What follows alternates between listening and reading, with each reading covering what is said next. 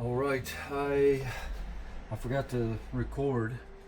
I'm about a little more than halfway through the side of the flap, but I thought I would get a few, see if I can record a little bit, because I don't have any.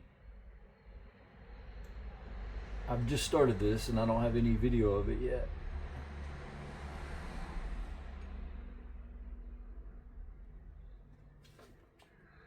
This is quite a delicate part because the fabric is thinner and not as stiff. Well, it's just as stiff, it's just not as thick as other parts of the bag. Not as many layers. This is only three layers. So it's funny. 3 layers of X50 Tactical. Oh my god. It's crazy that a lot of the bag at the stress points have 6 layers.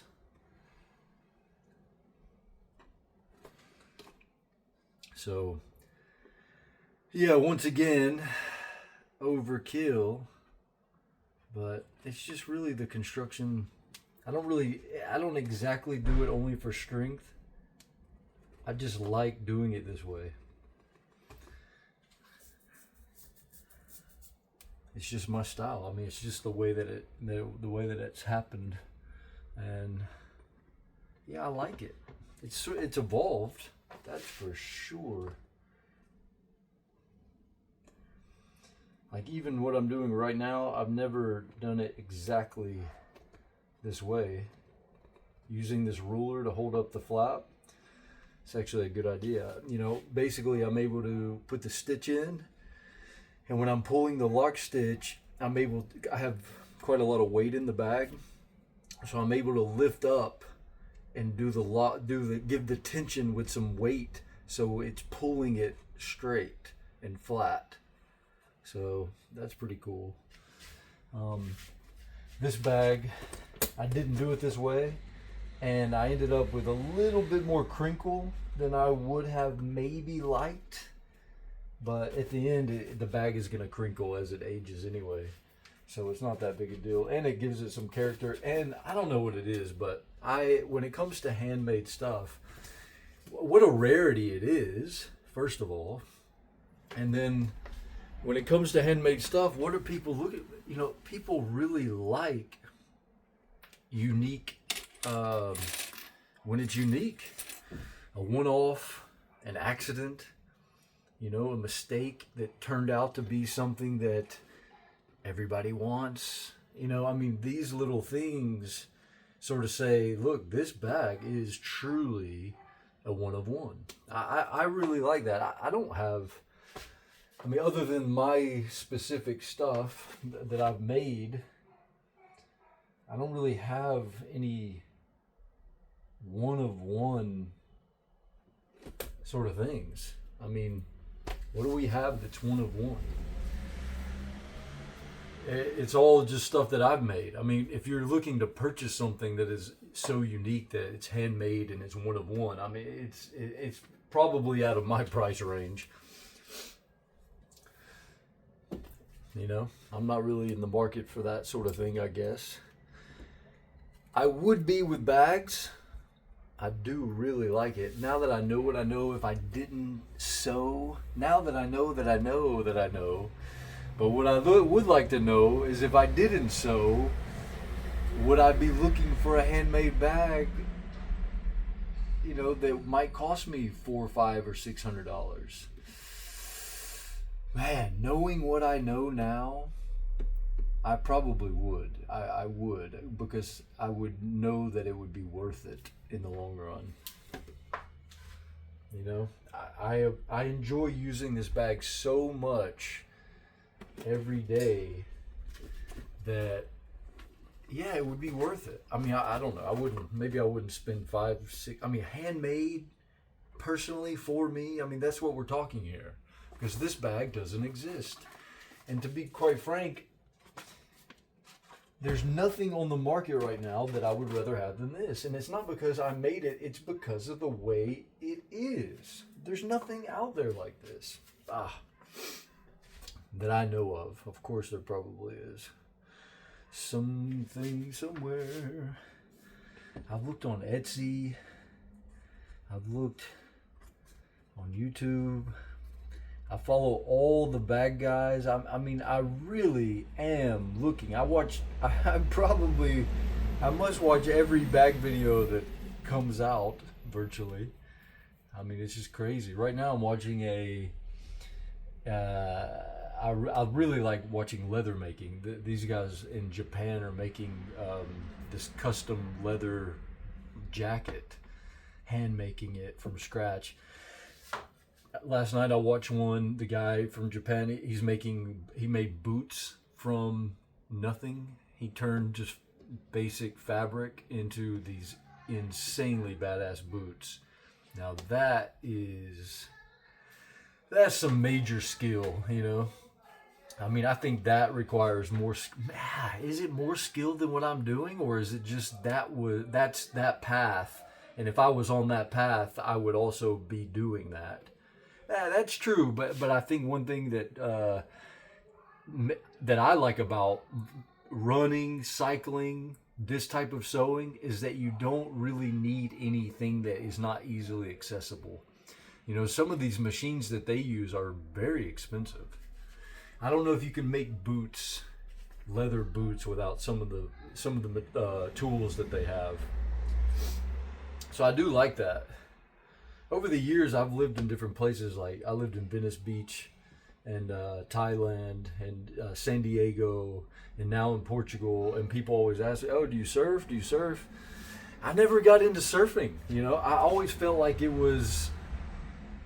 just was too much trouble to have to get the surfboard to the beach, to the ocean. Whereas running and cycling, I could just go from my house. I've always really appreciated that. Let's see.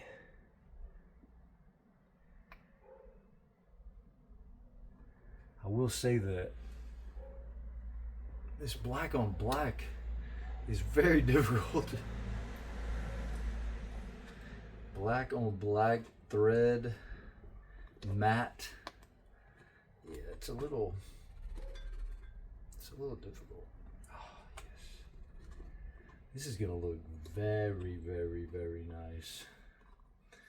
I didn't realize how good it was gonna look. Let's see if I can get over here. Let me pause it and I'll come. I tried to do it. It's too difficult. You can't really see anything. It's too dark. So I'm just gonna keep going like this. See, man, I mean, it is really difficult to see this black.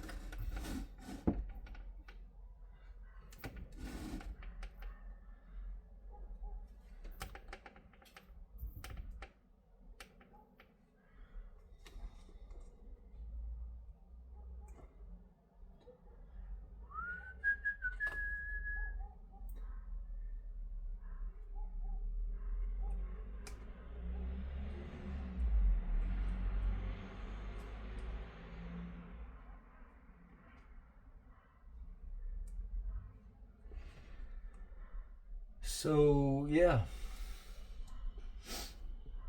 I'm almost done. It's kind of a catch-22 in a way with the way that it feels to be. I sort of want to be done so that I can see it, but at the same time, I don't want to be done because at the moment I don't really have any. I don't have any next project. So hopefully this is going to change that. You know, I'm going to be, or we are going to be in Goa, India until the 14th of April 2026. And when I'm in Goa, I'm really not going to have time to do this. I do always bring my awl with me, just in case. Sometimes I need to fix something or whatever. And I did used to sew a lot before we started managing this place. But now, when I'm not handling everything on the property, I am either running or resting. So, yeah. I mean, let's see. You never know. Maybe I could do some there. But I really want to focus on when I'm here, because this is where I want to do it as I stop going to India. I want to spend the winters here. I really would like to, as you know, I'm 40, I'll be 43 in November. I don't know, man. I don't know. I mean, you never know what life is going to throw at you, but I would like to do this through the winter and see what that's like. You know, be here during the winter, go camping, sewing. Like, that's all I do. But right now, you know, I'm going to India, which is awesome. I love going to India. I love that. We have an apartment there, 2-bedroom. That's pretty cool. We in India we have our own rooms, which is very luxurious. Elsa and I love our space. So whenever we have the opportunity, like in India, we can, you know, we have an apartment that's big enough with 2 bedrooms, and we can do that. Here in Portugal, we share a room. We're in a fairly small house here, so yeah, we share a room. It's easy. That's also easy. But is it nice to have my own room? And we're connected by the kitchen, so we're plenty close.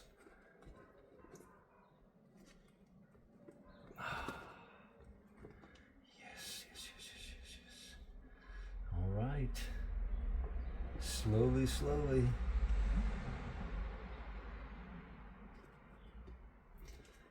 I don't know if I made this long enough. I might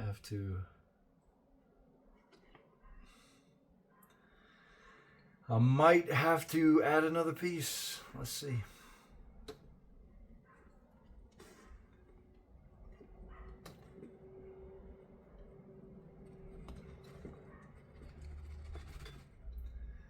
This ended up working out really well, using the weight. I don't know if I've ever made a stitch the flaps so straight before.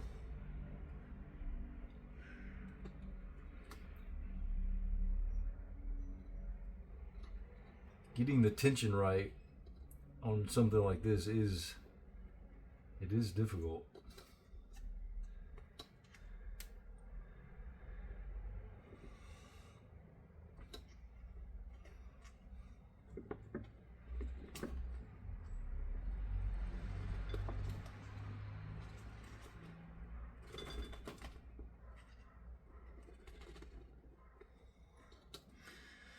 All right, I think that's all I can do. I'm gonna have to go back.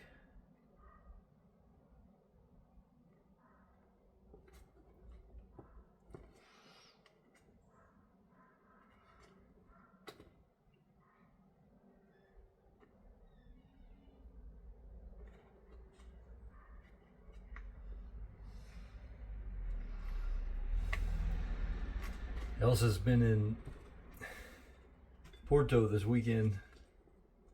She's on her way home right now.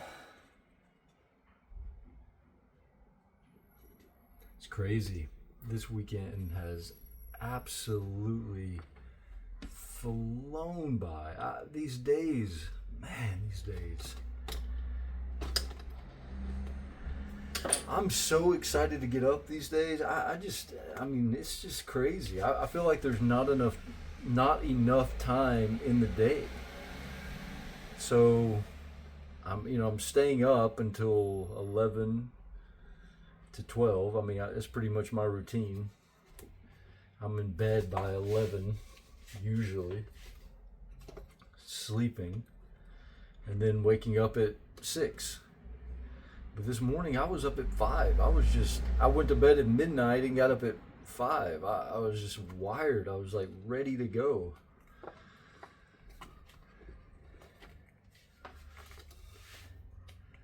Let's see. Very, very wired and ready to go.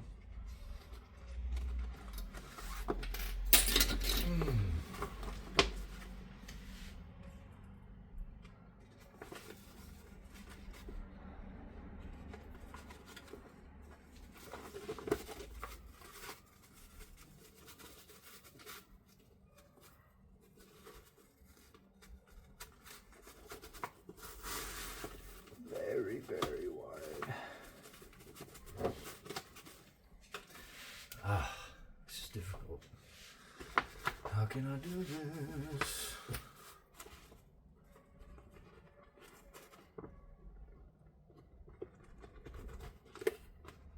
see.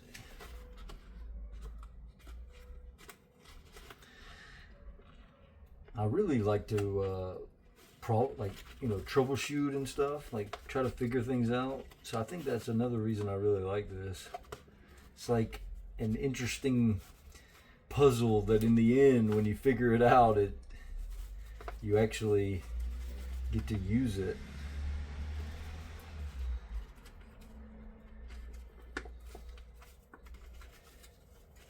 Funnily enough, I've never really been into games never really been into games like card games or video games, anything like that. I don't know, I tend to just not do them. I've been with friends and playing cards can be fun. And Elsa really likes puzzles, so if she's doing one, I don't know. It's like there's no reason to do it, And I know that it's supposed to be in and of itself, but at the end you're just left with what? It's just completely useless, basically. I don't know. I don't really like that too much. I know it can be good for your mind, but can't you do something that also is useful in the end? Like instead of playing Wordle or one of these word games or puzzles, try to write poetry or write a book or try to make something. I don't know. Why don't you do something that is, in the end, has some use for it? Anyway, it doesn't matter. There's all sorts of things people can do. Not everything has to have utility. No pun intended. The Utilis EDC X50 Tactical. Not everything has to be not everything has to be effective and efficient and utilized perfectly. Of course not. But again, like running, for example, yoga is fantastic, definitely. And it is good for a lot of things. And in fact, it can be good for a runner. But running is practical in and of itself. Whereas if I can run, I can get somewhere fast.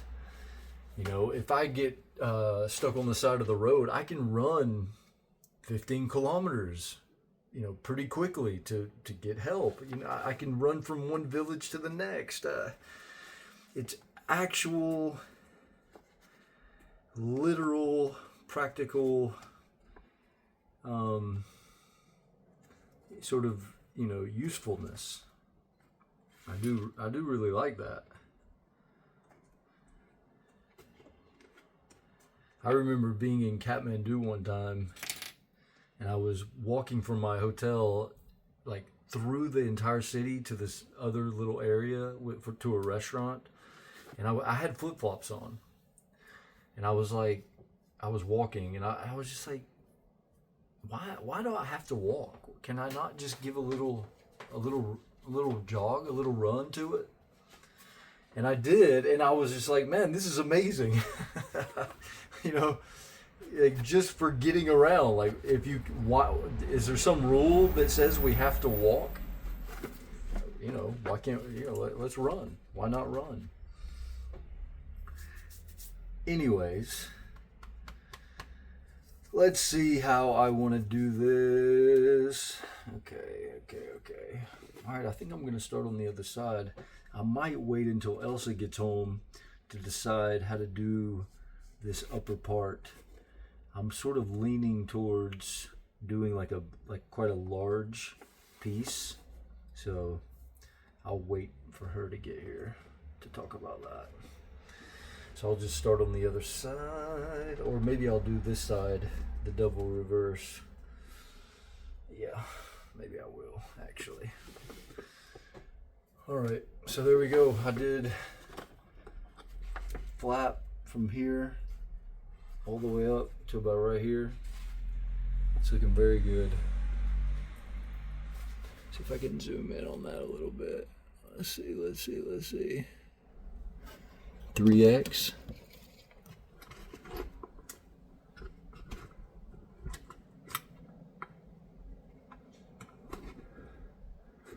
Yeah, it's looking good. Man, look at that beauty. She's going to really enjoy using this. I have no doubt about it. Oh, God, it's ridiculous. It does make me, you know, think, okay, what's the next fabric I'm going to use? You know, I've been kind of,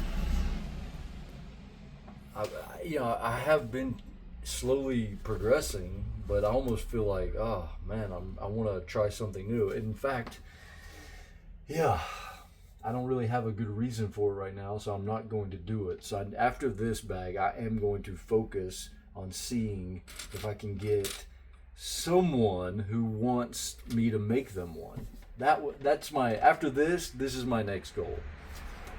This is my test run for Elsa, and it looks like it's going very, very well.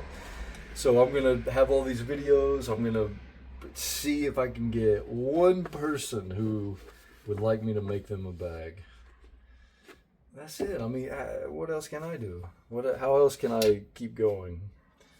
So otherwise, I don't really have any reason. I mean, this thing, it will sit until another idea comes up, you know. And I make these little bags, you know, these little zip bags sometimes. This is one of my favorite bags. I made this one maybe 4 or 5 years ago. I love it. From old sailcloth.